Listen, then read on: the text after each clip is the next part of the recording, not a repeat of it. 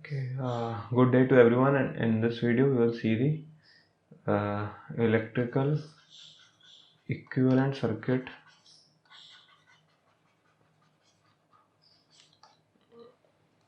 of single phase induction motor.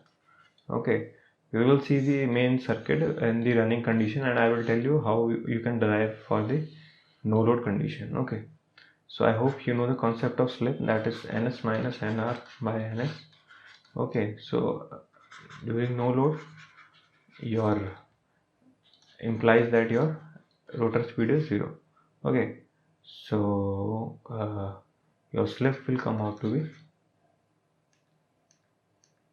therefore your slip will come out to be 1. ns by ns is 1. Okay, uh, so that is the thing. Now equivalent circuit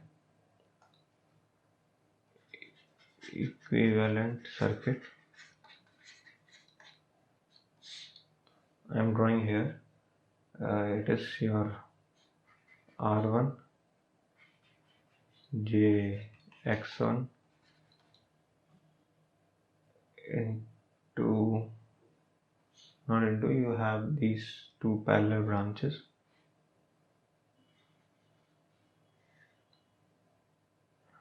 So you remember the equivalent circuits in the machine course. Okay, so many of your things will be clear by just learning the equivalent circuits.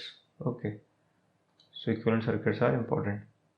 So now let me mark these terms, these elements. This will be your J.5 x5,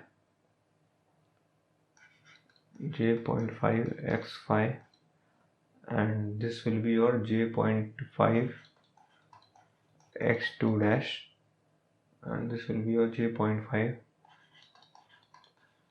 R2 dash divided by S. Okay, and your next part is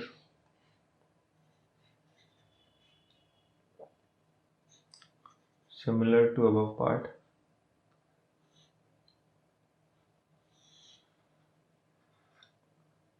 This is your supply voltage V1. Okay, so let me mark these things. It will be J.5 x5. See, 0.5 means that J x5 by 2. Okay, I hope you know this. And it is J.5 x2 dash, and it is 0.5 R2 dash divided by 2 minus S. Okay, see, just to keep in your mind, this portion, that is this portion, is the E forward. That is what you do in the single phase induction motor, that you just say that there are two kinds of fluxes, forward and backward, and then you can produce a rotating motion. Okay, so that is the principle that I will take in some other video, but here you should remember this much for gate, and many questions will be solved. So this is your E backward. Okay, so just remember these things. The slip in the forward is by S, and it is here, it is 2 minus S, the denominator. Okay, so now for the, this is for the running condition. Okay,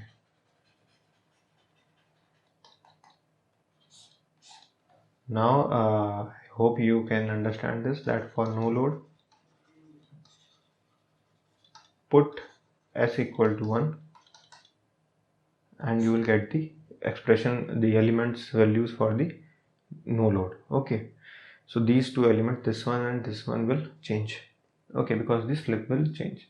Okay, so that is the only thing that you should remember for the equivalent circuit of the single phase induction motor. See, always remember your thing is that you have to solve problems, no matter how much theory you learn, but you have to solve the problems.